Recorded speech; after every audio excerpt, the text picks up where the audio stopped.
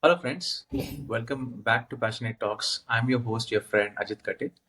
And most of you suffer from sleep disorders, insomnia, for example, and they do not know the root cause of it. And all they do is they find it difficult to fall asleep, or they stay awake in middle of the night, don't know the reason to get back to sleep. So, on this particular session, we are going to delve deeper into insomnia. What is it? What is the root cause? How can we identify sleep disorders such as insomnia? And how can we overcome it?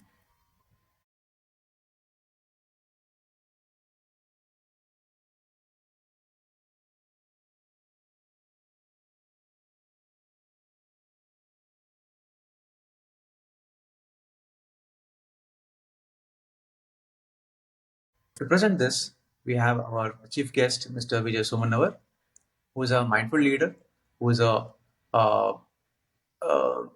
leader by himself and a spiritual guru. Sir, welcome to the show.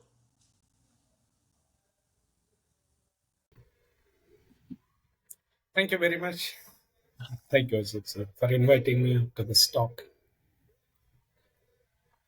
Yes, sir. So, can we begin by the definition of insomnia? What is insomnia, and uh, what are the root causes of insomnia? All right. Insomnia is most popularly known as a sleep disorder. Difficult to get the sleep, and as you said, waking up at night and then unable to sleep, or not having continuous sleep. And sometimes, even after having good amount of sleep, there is some kind of weakness, still tiredness in the morning. So it has been a major concern in the recent years because of mainly increased stress levels. These mental issues are being caused. So, on one side, the busy world, the busy mind, right? Worries about the past, anxiety about the future, what will happen. All the time, the mind is occupied with these things, and that is increasingly increasing the stress levels, and that is causing mainly this insomnia. All the time being occupied with some gadgets, something or the other. There is no availability to oneself. These are some of the causes, I would say. Mainly the stress being the root cause of many problems.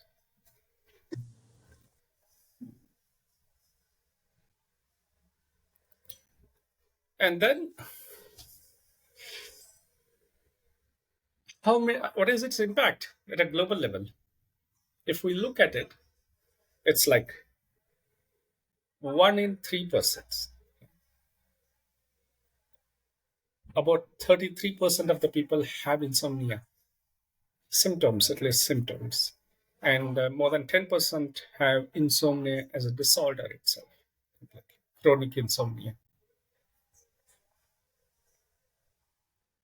And out of those 33%, whoever has those symptoms, the biggest problem is that more than 50% of them, as per the research, do not approach professional help, do not seek medical advice. So it has its own cascading impact on everything else in our life.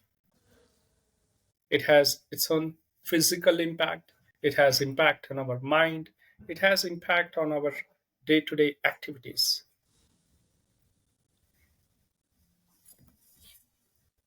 Some of the physical impacts, right? In general, there will be weakness that is felt in the body, immunity, reduction in immunity due to the lack of sleep. That might lead to chronic causes like chronic conditions like heart problems, diabetes, etc. And at a mental level, there will be a cognitive ability distortion, reduced cognitive ability, we can say. And then mood swings, irritation, and a kind of overall increase the risk of having some kind of mental issues, mental health disorders, we can say. These are some of the very common ones. Of course, the productivity gets down, and Yeah. we will not be able to make proper decisions, and there will be low energy throughout the day, and those kind of day-to-day problems will always be there. Along with that, there will be impact on the physical body as well. So it's major cause of concern in the recent past. So because of this busy world, increased busy world that is becoming more and more busy as the day passes. Lack of focus and concentration is one of the side effects as well, right? They're unable to focus on something because of lack of sleep. So it's a chain reaction. Low energy level, low productivity, and then that also impacts their family, right? So the way you, the amount of good quality of sleep you have tends to show in your face. And when you are lacking the sleep, maybe you tend to show that in your family, the immediate family members, and then that continues in your professional life as well. You show frustration, anger level. Uh, yeah, this is what I've seen and observed in people. Yeah, very well said. It does impact uh, the environment around us, Yeah, say in the family, along with the colleagues, in the society, wherever we go, we just throw our side effects of insomnia onto others. right. So sometimes physical pain also can lead to insomnia, right? So when someone is suffering from pain which he or she has not shared with his family members, maybe that also can lead to insomnia. This tend to occur in maybe after 50s, mid-age, or senior citizens who are hesitant to share their side effects, their illness to their kids or family. Maybe it causes more sleep disorders from them. And also the younger generation who are at a lot of stress level due to their office stuff. Maybe their social life is impacted because of peer pressure. Uh, so that can also lead to insomnia at one point of time. At middle of the night, they get up and think that, okay, I should have, my friends are doing this. Why I'm not able to do this? My friends are able to get a good job, but I have not got their salary. I've not reached their salary level. So maybe the peer pressure also leads to insomnia or disorders like this. Yes, definitely, very well said. Yeah. In the first case, when they have physical issues that lead to lack of sleep, not able to sleep, yeah, that is genuine, right? And they have some physical problems, and it is bound to have an impact on the sleep and rest of our life. But insomnia definition as such is like it's lack of sleep when you have all other conditions in place. Like you have a proper bed, you have proper environment to sleep, still you are not able to sleep. Everything is all set. So that's the reason we say, right? You can buy a very good bed, but you cannot buy buy a good sleep, sound sleep. In the same way, um, here as well, in case of office pressure, I would put it in the psychological thing, and because of the pressure in the office or in the society, in our families, there is always some kind of comparison.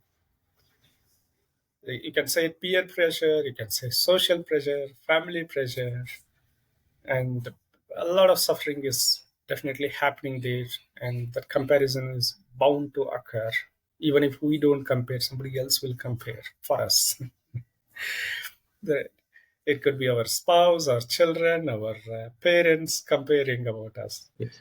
And then, uh, so it's all psychological thing, and it is stress related one. So the more we get indulged into it, the more there will definitely be problems. It is very easy to say we should not compare with others.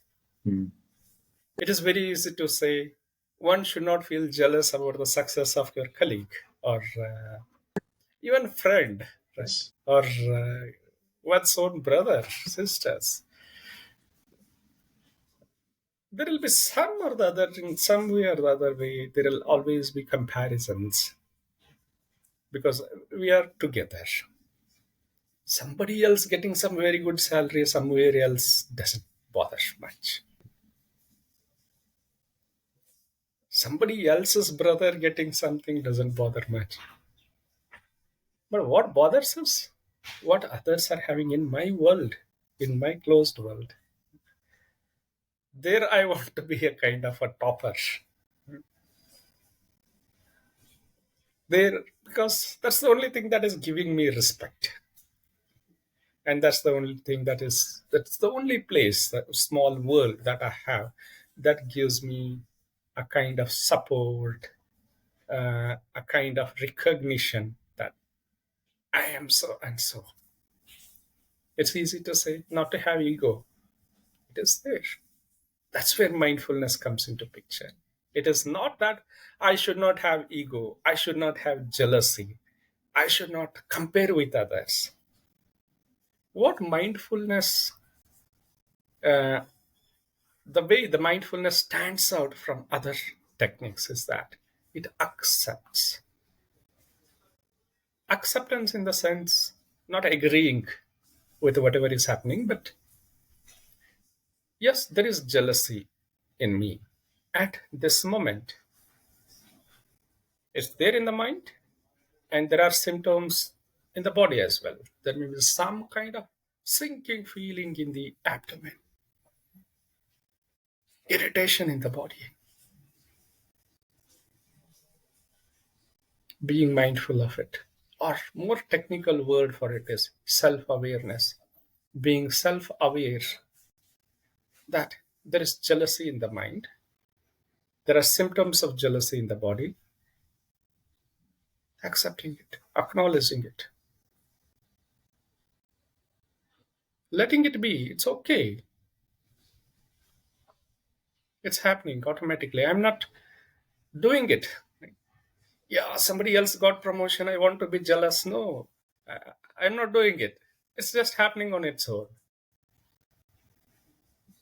I'm not comparing with anybody intentionally. Let me compare who is getting how much salary and make a list and see what happens. No, I'm not comparing it intentionally. It's all happening. That comparison is happening because of our own inbuilt ego. And what about the ego? I'm not creating intentionally the ego. Like, yeah, I want to be egoistic person. I want to be very proud person. No, it's happening automatically. That's where mindfulness comes into picture. Yes, there is pride in this one. There is shame. There is feeling of shame. There is a feeling of pride. These are the symptoms on my body or sensations on my body. Recognizing it. This is nothing but self-awareness. For an instance, there is jealousy or there is a kind of an anger. Trying to fight with the anger or trying to fight with the jealousy is misery. Recognizing it and letting it be is self awareness, or more technically, meditation. So, here, no fighting, just letting it be. If there is jealousy, yes, there is jealousy. Observing, acknowledging, letting it be. Then we will start having a kind of friendliness towards our own experiences. to ourselves, and that starts helping us a lot to sleep better, to be in a better way. Otherwise, all the time I have some kind of perfection in my mind. There is some perfect state of mind, a perfect way of being, living. And if that is not achieved, I feel agitated. I suffer from it. It's all because of my own expectations that are happening. There is nothing right or wrong about having expectations, but recognizing it. Yes, these are the expectations that I have. It's okay. My job is to be focused and be aware. Keep doing. Whatever happens, let it happen, including the feeling of failure, jealousy, anger, allowing them all in our life. Along with that, love, compassion also starts kicking inside us. The sense of gratitude starts kicking inside us. If I have nine things and if I don't have one thing, I'll be worried about that one thing, but not feeling gratitude towards the nine things that I already have. Those who are even paying one paisa, 1 rupee of tax, right, to Indian government, they are in the top 2% category in India.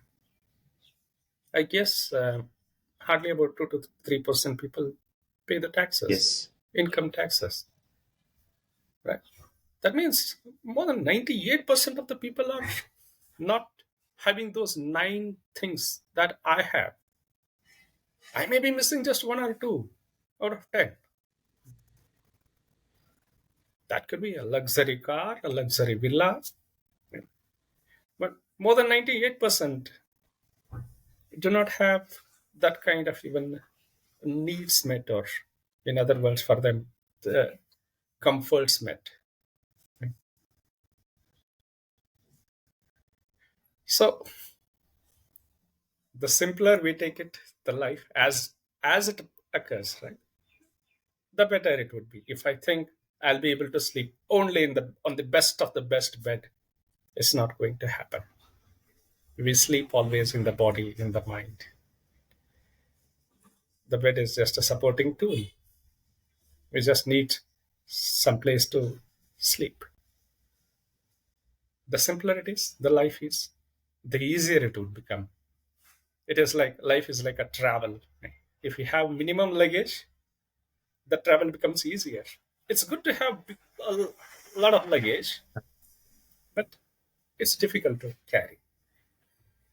Of course, in real world travel, there are people to carry a luggage. We can hire them to carry the luggage, but in our inner world, there is nobody to carry. Only we will have to carry the burden of all our expectations about my own ego, about my own fear, about my own desires, aversions, and all those things. I only will have to carry. Nobody else helps me to carry. The lesser they are, the simpler the life is, the better it would be. It doesn't mean we should avoid whatever comes, but being happy and grateful to whatever we have and continuing to do our best in whatever the direction we are going, be it business or technological advancement, doing it with a sense of self-awareness, a sense of gratitude, a sense of a joy in the action itself. If I'm working, if the work itself doesn't become a joy for me, the money that I get from the work doesn't become, definitely. True, sir. Absolutely. These are valuable points because it will really lighten your brain. It does not stress up your mind a lot. So when you take up a lot of things in your mind which your brain cannot handle, that is when that leads to frustration, depression, and all those things. And that is the root cause of for sleep disorders or insomnia. So only thing is you have to understand your limitation. What is your capacity? What is your limitation? And then cut down to that and start maybe stop the expectations. As you mentioned, that self-awareness is very important. Ego is there. Ego is there that you can compete with your colleagues, your friends, etc. But you have to understand your limitation, your personal limitation. What is my capacity? What is my skill level? Can I can I be that person? You cannot be. You are you, right? So when you understand you are you, that is self-awareness. That actually brings a lot of happiness within you. That okay, I have reached until this level in my own capacity, and I should not be worrying about someone else's life, or I should not compare to someone else's life. My life is my own. So when you understand all this, I think your mind will be able to focus on the that 1% which is missing in you, and then maybe your sleep can improve. So yeah, Yeah, in you other words, right, regarding comparison and focusing on individuals, right? yeah. Just a shift in our attitude needs to change. I believe. Like, if I get something that is good one for me, I'll be happy. But the problem is, if somebody else gets the same thing, there the comparison is arising. If it is there in me, I won't feel bad about it. Let that person also have. Right? If I don't have, but the other person has it, that then the comparison is coming, and we are having those problems that are arising from that comparison. So it's shifting from I having good thing to having good thing. Whoever has it. Suppose there is a person who is extremely talented in something.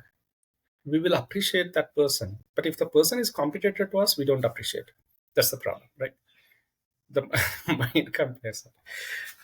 So it's about feeling up, two things there. One is appreciation, and another one is gratitude. Appreciating something that is good, that is beautiful, that is nourishing, however small or big it might be. Learning to appreciate it. Even if we drink a cup of tea, if it is good, just appreciate. You are not lying, right? It is good. Don't leave it that way, there itself. Whoever prepared it, say thank you. It's really good. No need to lie also there. No need to act. Then that sense of appreciation, that sense of gratitude will start changing our entire brain. It starts changing the brain, and neuroplasticity starts happening. Neural rewiring starts happening. That sense of gratitude, what the example I gave, I have these 10 elements. Out of 10 elements, I have 9 of them. Am I grateful to them? Those 9 of them. It is a practice, it is a habit to appreciate, habit to be grateful about. Yes, I got a good food today. Can I be grateful to it? Yes. Yeah, I'm able to have the good food, and I'm able to take it also, right? And many people may not have that ability also. Like, for example, in case somebody has diabetes, and even if it is a good sweet, the person may not be in a position to eat it in normal conditions. In the same way, many other things also, right? uh, but if I have an opportunity and I am consuming it, can I be grateful to it? In the same way, I can enjoy something and I receive that.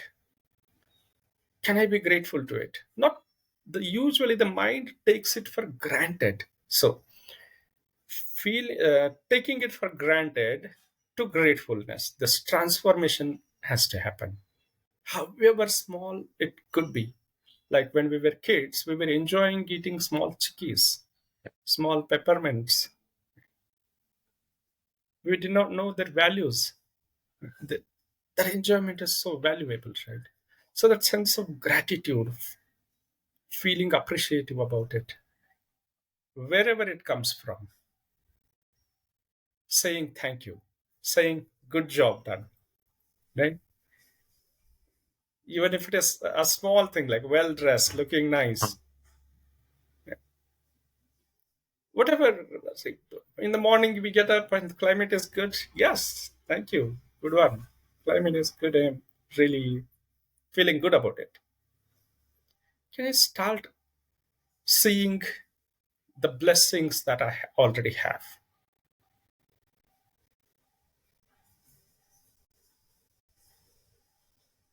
That starts making transformation.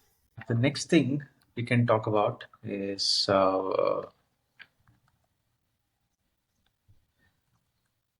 medication aspect. Medication also causes uh, sleep disorders. Some are genuine medications when doctors prescribe you medications for fever or something. You tend to get up in the middle of the night for something. But some people take sleep medications because they're not getting sleep. So, what do you have to say for those people? How to avoid medications, self medications for sleeplessness? Yeah. So self medication is definitely ruled out. It's a crime on the body. Yeah, It's a crime that we commit on our body. Right. Please approach the doctors if at all you are not able to manage the sleep and go through proper medication process. And regarding the medication itself, I'm nobody to comment on it, but there will definitely be some other side effects related to it. So, if at all possible, if we can do it naturally, if we can get ourselves healed naturally, there is nothing like that. Right? Otherwise, depending on external medicines, is always going to have some kind of issue. You never know, definitely. and it's a dependency. And it's not natural sleep. Correct. Yeah. So naturally, I think it's not a rocket science. It's we were able to sleep 10 years back, 20 years back, and if we are not able to sleep now, Yeah. it doesn't mean we have lost something, but we are just not able to sleep. We are not. We just need to go back to that old mode of sleeping. So there are certain techniques, mindfulness being one of them, and also there is something called yoga nidra. Ah, Both of them approach it almost in similar lines, but many people in yoga nidra, um, it depends on the instructor who is providing the instructions, the techniques that they use. Otherwise, mindfulness techniques will also work during yoga nidra. So the intention is um, having what the body needs is a relaxation or a restfulness. That's what the body needs. Let's forget about the sleep part. right. We need rest. Coming out of the mindset that I want to sleep or trying to sleep, stop it. If you're not getting the sleep, don't try to sleep. Hmm. Allow the body to relax and be aware of the relaxation of the body. That is good enough. No need to sleep. Okay. Relaxation with awareness is even better than sleep. And uh, we can call it roughly yoga nidra. It is a relaxed awareness. Mhm. There are three things: the body is relaxed, mind is silent, and there is awareness that mind is silent and body is relaxed. These three things need to go with one another. And then, even if you are not able to do that, I can't relax, I'm just too much agitated at this mind, Mhm. get up, sit in, say, Vajrasana preferably, because you cannot sit for a longer period of time in that uh, position unless there is a good amount of practice. Sit for a few minutes, 5 minutes, 10 minutes. One will start getting some leg pains. We're keeping the body upright. And once there is slight pain, then sleep. Automatically, the body will enter into the sleep state. Okay. There are some of the common tips. And also, getting sleep is probably not a major problem, but many people I have heard, like they get up in the night and then they will not be able to sleep. Yeah. And that continuity of sleep will also be not there. Not there. The major reason for us getting up in the night is because we go to restroom. So we can avoid it if we can have our food, last meal, at least 2 to 3 hours before we go to bed. Mm. That greatly helps because Right. a major amount of digestion will have taken place, and the digestive system will also get some good amount of rest. There would be too much happening in the body at that time. That's one thing. And second one is having water. Mm.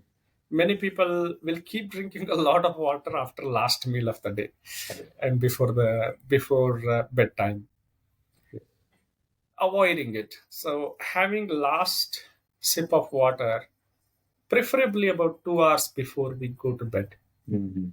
Okay. it greatly helps. Then we don't need to wake up in the night. And also, uh, there is a sleep pattern already designed inside circadian life cycle. Mhm. Uh, so anytime after 9 o'clock, the sooner the better. After 9 p.m., if we go to bed, it will greatly help. For example, in my own case, I used to have some issues with the sleep because of my own working pattern at that time. Mhm. I used to blame it on the profession, but mainly it was to do with my lifestyle, which I realized later.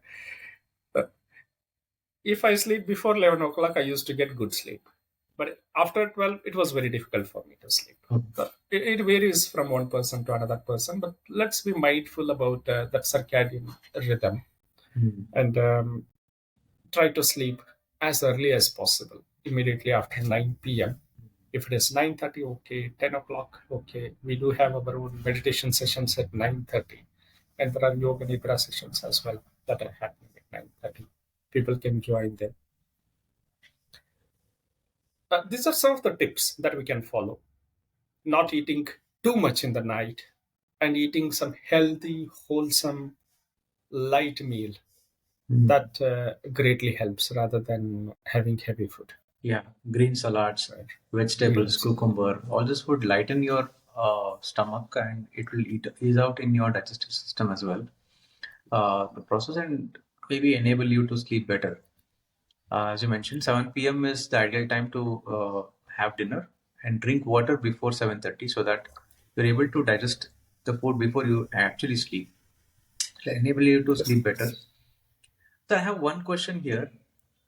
Uh, what is the solution with respect to mindfulness when there are mothers who have kids below 3 years? So in some of the kids, they tend to sleep very late, right? They sleep around 12:30 or 1 o'clock in the midnight. So what solutions do you have, or what can be the ideal solution for these mothers to overcome these sleep disorders? Because they sleep late night, they get up early, so they get to have only 4 to 5 hours of sleep, which is not sufficient for the entire day. So do you have any solution for them? Yeah, definitely, it's a problem for mothers, especially Yeah. uh, if the kids are waking up in the night and not able to sleep properly. Uh, what I would say is,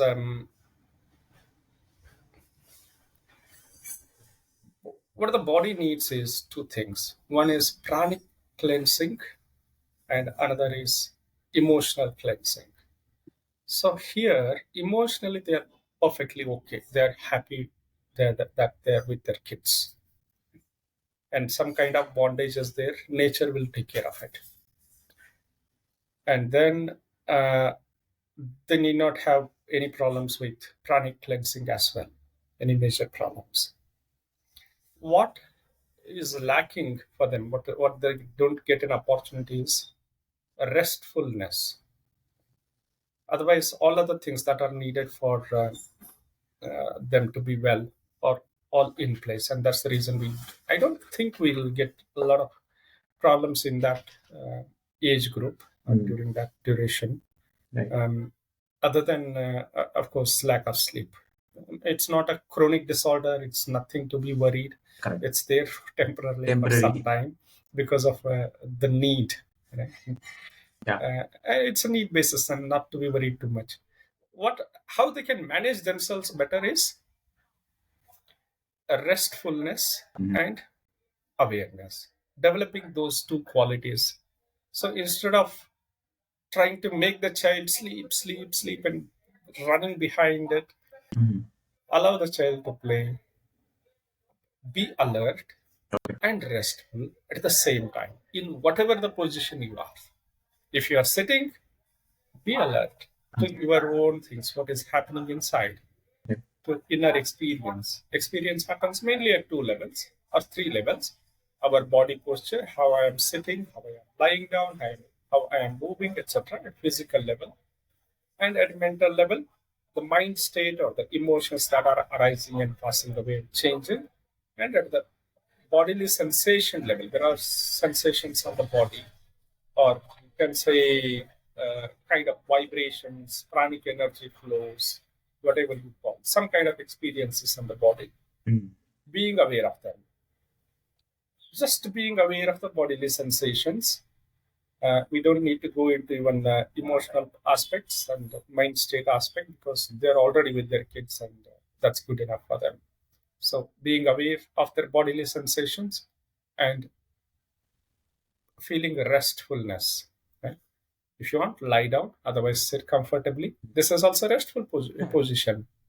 Whatever the way it is possible, allow the body to rest, allow the body to relax, be aware, be alert. Right? That's good enough. It is equivalent to sleep, not an issue at all. And later on, they can sleep for about 3 hours, 4 hours, whatever they get. Fantastic, sir. So these are valuable insights. A lot many people, they take medications or they start cribbing the entire day that I'm not able to sleep. But if they start practicing self-awareness, maybe yoga nidra, or maybe meditate for a few hours just right before sleeping, so they get the silence what they deserve, and then they get good sleep. So all this would definitely try to improve their sleep habits and maybe reduce insomnia. Uh, do you have any referrals, sir, where people can refer to on how this yoga nidra can be performed or how to meditate to get this self-awareness? Do you have any references of books or videos where people can refer to? Yeah, right. What helps is experiential practicing of it. Yeah. So we're not reading too many books, and we can just start practicing anytime. Yeah. So just to know about our sensation, about our own mind states, we don't need any rocket science. Yes, yes. Right? And just to notice my posture, bodily posture, and how I am moving, etc. I don't need any rocket science. Correct. And then, as far as practices are concerned, we do have meditation sessions that are free, and also paid sessions are there. A lot of people attend free sessions, which are in English language. Okay. And there's one more session in Kannada language also. And we do have webinars also. Today there is one on sleeplessness, that's insomnia itself. And there are recorded videos also. I'll share a couple of them. Sure, sir. Short ones, and there is a combined one with chakra meditation, etc. Those who believe in those chakras and energy flows and all, you can definitely practice it. Otherwise, just follow the second part of it, which is yoga nidra. Great, sir. I'm going to add those links in the description. People can refer to Yes, that yes, and definitely. follow that as well. As you mentioned that if only if you follow, you get benefited. You don't. There's no book, and nobody can fill that knowledge into you. You just have to use it by practice, and experience teaches you better. Uh, Anything you want to end this conversation with, sir? Any tips or tricks to overcome uh, this insomnia? The mind is designed to acquire the knowledge, the accumulate whatever is possible, right? And that's the reason we go on accumulating everything, whatever comes across in the life. That is how the mind is designed. There is nothing right or wrong about it. So what helps maximum is our own self-awareness, shedding all other knowledge. That's just information.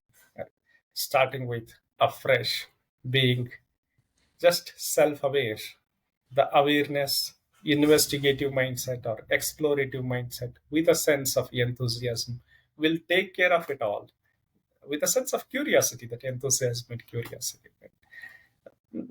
Nothing needs to be learned a lot, and it's all simply available inside us. As when we were child, we were able to sleep properly, we were able to play properly. All those organs, all those glands are still here, working perfectly fine. The body is trying to talk to us. It is shouting and telling us something. Let us listen to the body by listening to those sensations, to those mind states, letting them be as they are. A kind of witnessing attitude. Just developing that witnessing attitude will help us move from that stressful world to a kind of freedom, a sense of freedom from whatever is happening. It's all still happening, but we will do our duty and not rely too much on the world for us to be happy. It's Fan- there inside already. Fantastic, sir. Fantastic insight into your own mind. A lot many people don't think about their sensations, as you mentioned. They just go with the flow and start taking a lot of stress in their mind while going to sleep. I think during the sleep, you just have to feel that you're going to sleep, feel what you're doing, and then maybe relax for some time. That brings a better sleeping habit. You should continue that habit, not just for one day. You should continue the consistency in maintaining that sleep schedule. Maybe that'll help. Yeah, so that brings us to the end of the conversation. That was a very, very valuable information and insightful discussion we have had on sleep disorders, insomnia. Uh, Thank you for your time and contribution to this session, sir. And I hope we cross path and we continue, and if we have many more sessions similar to this. Thank you, sir. Thank Yeah, you thanks, sir. Have a nice day. for inviting me to this session. Pleasure, sir. Wonderful. Yeah, thank you. Yeah. Friends, please subscribe to the channel if you have liked the session. There are going to be many more sessions like this on various other topics which could be benefited for you. So kindly subscribe, like and share, and comment if you need any other information. We are there to help you out. Thank you. Have a nice day, guys. Take care. Bye.